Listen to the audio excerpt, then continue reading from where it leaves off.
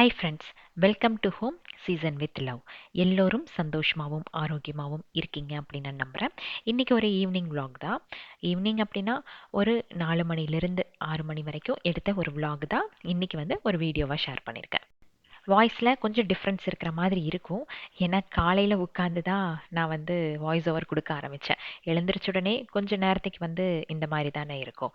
So கொஞ்சம் வந்து adjust பண்ணிக்கோங்க. பட் vlog போக போக என்னோட நார்மல் வாய்ஸ் வந்துடும்.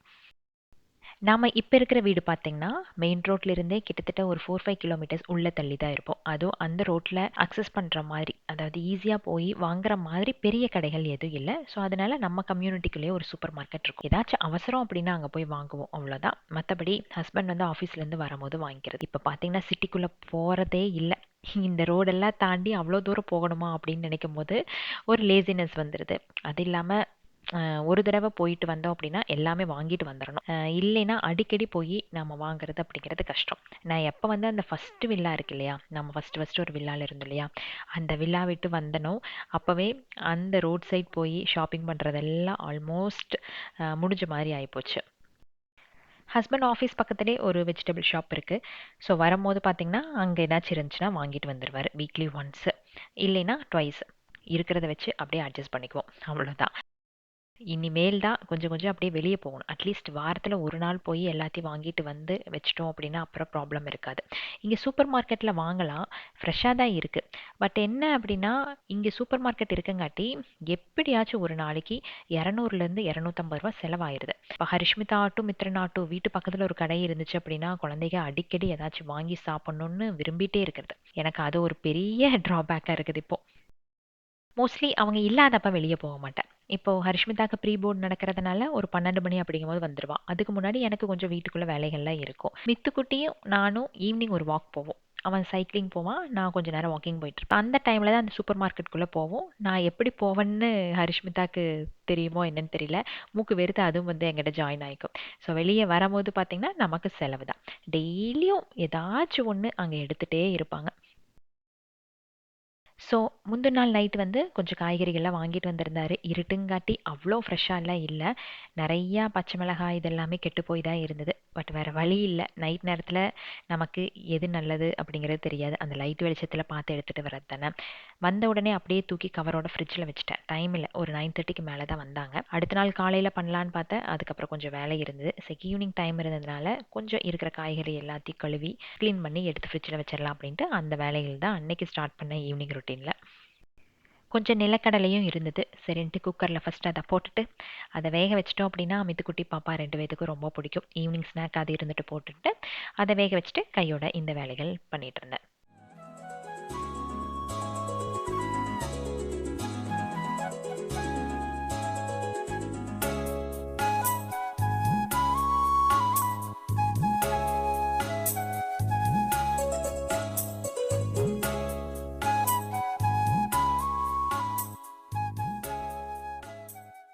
இந்த வீக் வந்து இண்டஸ் வேலியிலிருந்து நமக்கு ஒரு குக்கர் அப்புறம் ஸ்டெயின்லெஸ் ஸ்டீல் ஸ்ட்ரெயினர் பாட் வந்து அனுப்பி வச்சுருந்தாங்க.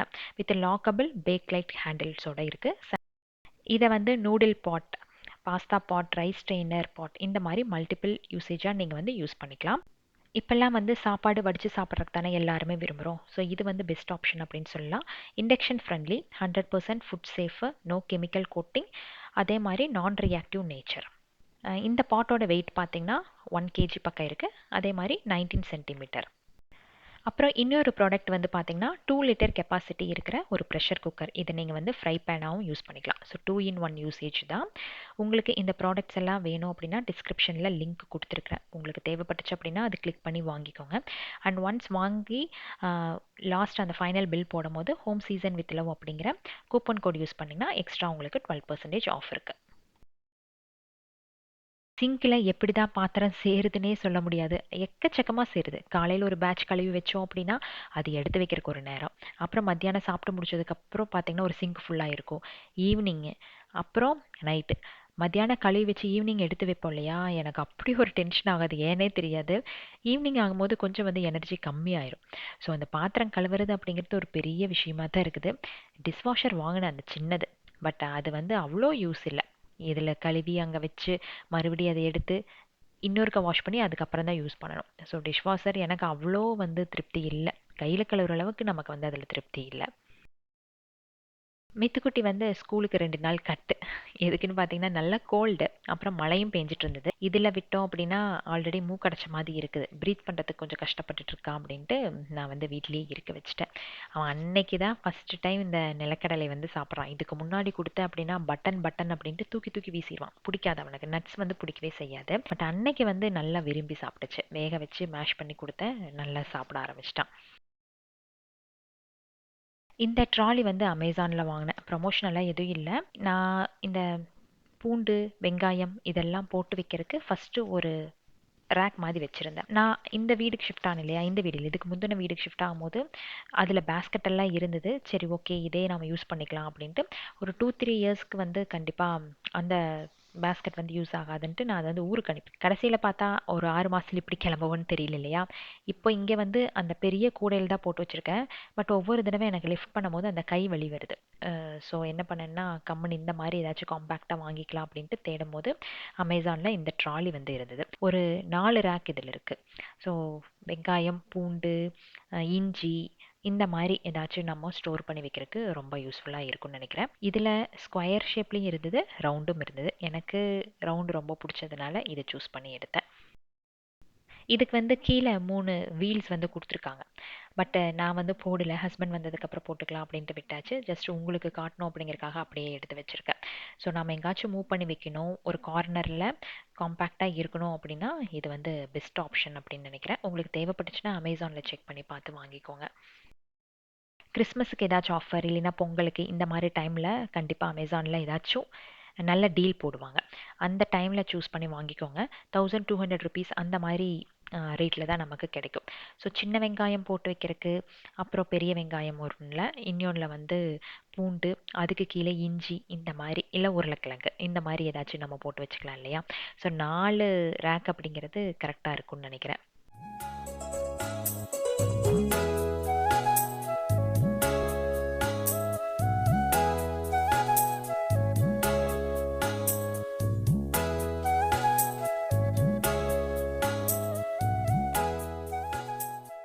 நாலஞ்சு நாளாக பார்த்தீங்கன்னா மழை பெஞ்சிட்டே தான் இருக்கு. நானும் இந்த கிச்சன் கார்டனை ரெடி பண்ணணும்னு யோசிச்சுட்டே இருக்கிறேன். அதுக்கு டைம் இருக்கு. ஆனா என்னன்னா, இந்த மழை வந்து அந்த இடத்துல போய் வேலை செய்ய விடாம தடுத்துருது. சரி ஓகேன்ட்டு அன்னைக்கு வந்து மழை பெஞ்சிட்டு தான் இருந்தது. பட் இருந்துமே இந்த கிச்சன் கார்டனில் ஒரு 2 ரேக் வந்து அடிச்சு வச்சிருக்கோம். 2 ஷெல்ஃப் வந்து அடிச்சு வச்சிருந்தோம். இது நம்மளோட பழைய வீட்லையெல்லாம் நீங்கள் பார்த்துருப்பீங்கன்னு நினைக்கிறேன். ஸோ அதில் வந்து கொஞ்சம் பிளான்ட்ஸ் எல்லாம் வச்சுட்டோம்னா நல்லா இருக்கும் அப்படின்ட்டு ஒரு போர்ஷனில் இது வந்து அப்படியே வாலில் வந்து ஃபிக்ஸ் பண்ணி விட்டுருந்தோம். ஒரு vlogல உங்களுக்கு ஞாபகம் இருக்கா? எல்லாத்தையும் வந்து நானு இங்க ஷிஃப்ட் பண்ணி வச்சிருந்தேன். கொஞ்சம் பிளான்ட்ஸ் எல்லாம் இங்க வச்சிரலாம், வேணுங்கிறப்ப எடுத்துக்கலாம் அப்படின்ட்டு. ஸோ இந்த ஷெல்ஃப்ல வந்து அடுக்கணும் அப்படிங்கிறதுக்காக தான் வச்சிருந்தேன். ஏதோ கைக்கு கிடைச்சத அப்படியே எடுத்து அரேஞ்ச் பண்ணி வச்சிருக்கேன். இன்னும் வீட்டுக்குள்ள கொஞ்சம் பிளான்ட்ஸ் எல்லாம் வைக்கணும். வச்சதுக்கப்புறம் இந்த ஷெல்ஃப்ல கொஞ்சம் கிளைம்பர்ஸ் ஆட்ட அரேஞ்ச் பண்ணி வச்சா அழகா இருக்கும்னு நினைக்கிறேன். எல்லாமே ஆல்ரெடி நம்மக்கிட்ட இருந்த செடிகள் தான். பட் அதுக்கான கரெக்டான பிளேஸ் இன்னும் அமையல. நானும் மாற்றி மாற்றி வச்சிட்ருக்கேன். மேபி இனி ஒரு 1 மந்த்தில் அவங்களாம் செட்டில் ஆயிடுவாங்க. கீழே வந்து ஒரு ரூம் இருக்கு. இதில் தான் மோஸ்ட்லி எல்லா திங்ஸும் உள்ளே போய் சேர்ந்துரும். இந்த ரூமு தான் வந்து மித்ரனோட ப்ளே ரூம், ஹரிஷ்மிதாவோட ஸ்டடி ரூம். மித்ரன் இங்கே உட்காந்து படிக்காது. எப்பவும் ஹாலுக்கு தூக்கிட்டு வந்துடுவான். அங்கே தான் உட்காந்து அப்படியே டிவி பார்த்துட்டு படிக்கும். சில நேரத்தில் ஹோம்ஒர்க் எல்லாம் பண்ணும்போது ரொம்ப நல்ல பையனாட்ட டிவி ஆஃப் பண்ணுமா, நான் ஹோம்ஒர்க் பண்ணணும் அப்படின்ட்டு பண்ணும். பண்ண ஆரம்பிச்சிட்டான் அப்படின்னா அப்படியே சிங்கமாட்ட உட்காந்து பண்ணிடுவான். பட் அந்த இன்ட்ரெஸ்ட் வந்து கொண்டு வரணும். ஸோ இந்த ரூம் வந்து ஸ்டடி ரூமாக இருக்கட்டும் அப்படின்ட்டு தான் நான் இங்கே கொஞ்சம் ஷெல்ஃப் எல்லாம் வந்து அரேஞ்ச் பண்ணது. அப்புறம் அங்கெல்லாம் வந்து நமக்கு ஸ்டடி டேபிள் இருந்தது. இங்கே வந்து மறுபடியும் வாங்கணும். 6 மாதத்துக்கு முன்னாடி என்னென்னவெல்லாம் வேண்டான்னு கொடுத்தனோ அதெல்லாம் மறுபடியும் இங்கே வந்து வாங்க வேண்டியதாகி போயிடுச்சு. ஸோ ஒரே ஒரு ஸ்டடி டேபிள் மட்டும் வாங்கினேன். வாங்கிட்டு அதையே வந்து 2 பேத்துக்கு யூஸ் பண்ண சொல்லிட்டேன். மோஸ்ட்லி வந்து மித்துக்குட்டி அதில் உட்காந்து படிக்காது இல்லையா? பாப்பாவுக்கு மட்டும்தான். ஸோ ஒன்றே போதும் அப்படின்ட்டு அதை வச்சு அட்ஜஸ்ட் பண்ணியாச்சு. இன்னும் இந்த ரூம் மட்டும் நீட்டாக செட்டே ஆகலை. ஏன்னா அவளுக்கு எக்ஸாம் நடக்கிறதுனால இங்கே கொஞ்சம் புக்ஸ் எடுப்பா, அப்புறம் மாடியில் கொஞ்சம் வைப்பா. நைட் நேரம் படிக்கிறதுனா மாடியில் உட்காந்துருவான். அப்புறம் ஹாலில் கொஞ்சம் வைப்பா. இந்த மாதிரி அங்கங்கே இருக்குது. ஒன்ஸ் அவளுக்கு எக்ஸாம் எல்லாம் முடிஞ்சதுக்கு அப்புறம் தான் இந்த ரூமை கொஞ்சம் செட் பண்ணோன்னா நல்லா இருக்கும்னு நினைக்கிறேன். சூப்பர் தங்கமே, அழகடி தங்கம்.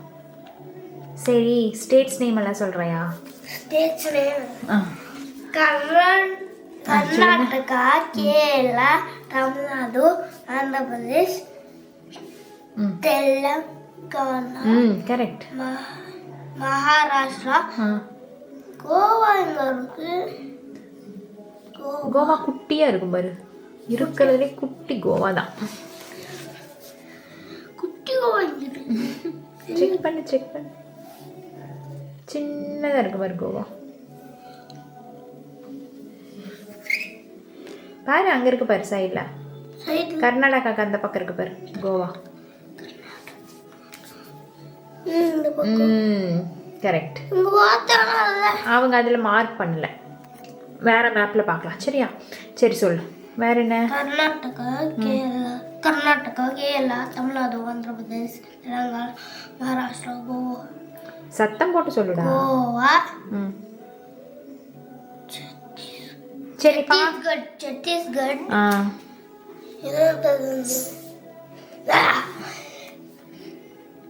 மத்திய பிரதேஷ், உத்தரப்பிரதேஷ். என்ன மறந்துட்டீங்க? உத்தரப்பிரதேஷ், குஜராத். இதுல ஸ்கூலுக்கு எல்லாம் பட்டுமே மாட்டாங்க. அப்படியா? டெய்லி ஆயிட்டே இருக்கும். எங்க இருக்கு? கோவா. அது ஸ்ரீலங்காடா. ஸ்ரீலங்கா. அது ஸ்ரீலங்காவா? இதுவே ஸ்ரீலங்காவா? ஆமா தங்க, அது ஸ்ரீலங்கா. வேற எங்க இருக்கு? இது பேர் என்னது? எது பேரு? இது பசங்க இப்பெல்லாம் பயங்கர ஸ்மார்ட். அந்த ஏஜுக்கு இவ்வளோ படிப்பாங்களா அப்படிங்கிற மாதிரி தான் இருக்குது. பட் எப்படியும் வந்து குழந்தைகளை டீச்சர்ஸ் நல்லா படிக்க வச்சுறாங்க. ஃபஸ்ட்டு அவன் படித்த ஸ்கூலில் எனக்கு அவ்வளோ வந்து ஒரு சாட்டிஸ்ஃபேக்ஷனே இல்லை. பட் இந்த ஸ்கூலில் வந்து ரொம்ப நல்ல டிஃப்ரென்ஸ் தெரியுது அவனுக்கு. அவன் வந்து படிக்கிற ஸ்கூல் என்ன அப்படின்ட்டு நான் மேபி இன்னொரு 2 monthஸில் சொல்கிறேன் ஸ்கூலோட நேம். ஏன்னா அடுத்த வருஷம் வேறு ஸ்கூலுக்கு மாறணும். அங்கே வந்து யூகேஜி வரைக்கும் தான் இருக்குது. ஸோ ஃபஸ்ட் ஸ்டாண்டர்டுக்கு வேறு ஸ்கூல் போடணும். பட் எப்போ வந்து அந்த ஸ்கூல்லேருந்து அவன் மாறுறானோ, நான் அப்போ அவன் எந்த ஸ்கூலில் படித்தான்னு சொல்கிறேன். இந்த சர்ஜாப்பூர் ஏரியாவில் இருக்கிறவங்க யாராச்சும் வேணும் அப்படின்னா அந்த ஸ்கூலில் நீங்கள் குழந்தைகளை போடலாம். ஃபீஸும் வந்து ரொம்ப ரீசனபிளாக தான் இருக்குது. அதே மாதிரி எஜுகேஷன் செம்மையாக இருக்குது. இந்த வயசுலேயும் வந்து நிறைய டேலண்டான குழந்தைகள்லாம் எக்கச்சக்க பேர் இருப்பாங்க. ஆனால் எனக்கு மித்துக்குட்டிக்கிட்ட இவ்வளோ டிஃப்ரென்ஸ் பார்த்ததே பெரிய விஷயமா இருந்தது. அவனோட லாங்குவேஜ் ஆகட்டும், ஹிந்தியெல்லாம் அவ்வளோ நல்லா பேச ஆரம்பிச்சிடுச்சு, கன்னடா பேசுது. அப்புறம் ஸ்டேட்ஸ் எல்லாம் பார்த்திங்கன்னா மேப்பில் கொடுத்தா கடன்னு கண்டுபிடிக்கிறான். எல்லா ஸ்டேட் நேமும் சொல்கிறான். கன்னடமெல்லாம் அப்பா அவ்வளோ அழகாக பேசுது. எனக்கு வராதா, அதனால் அப்பப்போ என்கிட்ட பேசி கிண்டல் அடிப்பான். பட் அவங்க அக்கா கிட்ட நல்லா பேசுகிறான். நம்ம வீட்டுக்கு வேலைக்கு வராங்க இல்லையா, அந்த அக்காட்ட பேசுகிறான். இந்த மாதிரி எக்ஸ்ட்ரா லாங்குவேஜஸ் வந்து நிறையா அவங்ககிட்ட நான் இப்போ பார்க்குறேன். ஸோ லாங்குவேஜில் கொஞ்சம் வந்து நல்லா ஸ்ட்ராங்காக இருந்தாங்க அப்படின்னா ஃப்யூச்சரில் எல்லாத்தையும் கொஞ்சம் சமாளிப்பாங்க அப்படின்ட்டு எனக்கு ஒரு நம்பிக்கை இருக்குது. ஏன்னா பாபா அப்படி தான் இருந்தா. ஸோ மித்துக்குட்டியும் வந்து ஒரு 2-3 லாங்குவேஜ் எக்ஸ்ட்ரா வந்து கற்றுக்கிட்டான் அப்படின்னாலே ஒரு பெரிய விஷயந்தான். இது வந்து நம்மளோட புது ஸ்டடி டேபிள். ராயல் ஓக்ஸில் தான் வந்து வாங்கியிருந்தேன் ஸ்டடி டேபிள். அப்புறம் இந்த புக் ஷெல்ஃப் இதெல்லாம் வாங்கினேன்னு சொன்னேன் இல்லையா, அதெல்லாம் அங்கே தான் வாங்கினேன். ஒரு 10 வருஷத்துக்கு வரும் அப்படின்னு நினைக்கிறேன், நீட்டாக மெயின்டைன் பண்ணோம் அப்படின்னா. ஸோ மித்துக்குட்டியோட படிப்பு முடிவு வரைக்கும் இதையே வச்சு ஓட்ட வேண்டியது தான். பொங்கலுக்கு ஊருக்கு போகிறீங்களாக்கா அப்படின்ட்டு நிறையா பேர் கேட்டிருந்தீங்க. மோஸ்ட்லி இந்த வருஷம் வந்து பொங்கலுக்கு போகல. ஏன்னா பாப்பாவுக்கு வந்து ப்ரீ போர்டு எக்ஸாம்ஸ் இருக்குது. அப்புறம் Feb 15th போர்டு எக்ஸாம் வந்து ஸ்டார்ட் ஆகுது. ஸோ 1 year வந்து அவங்களோட படிப்புக்காக நாம் ஊருக்கு போகாமல் இருக்கிறது ஒன்றும் தப்பு இல்லைன்னு நினைக்கிறேன். ஸோ இந்த வருஷம் வந்து பொங்கலுக்கு நான் பிளான் பண்ணவே இல்லை. பாப்பாவோட படிப்புக்கெல்லாம் ஹெல்ப் பண்ணுவீங்களா அப்படின்னு சொல்லி கேட்டிருந்தீங்க இல்லையா. அவள் குழந்தையிலிருந்து நர்சரியில் இருந்து இப்போ வரைக்கும் நம்மக்கிட்ட ஹெல்ப் கேட்டதே இல்லை. மோஸ்ட்லி ஸ்கூல்லேயே எல்லாம் சொல்லி கொடுத்துருவாங்க. அங்கே வந்து என்ன புரிஞ்சுக்கிறாளோ அதை தான் எழுதுவான். மக்கப் பண்ணுறது அவளுக்கு சுத்தமாக பிடிக்காது.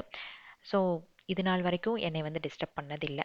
பட் ஏதாச்சும் ஒரு சப்ஜெக்டில் டவுனாக இருக்கிறேன் அப்படின்னு கேட்டேன் அப்படின்னா அதுக்கான டியூஷன்ஸ் வந்து பார்த்து சேர்த்து விடுவோம், அவ்வளோதான்.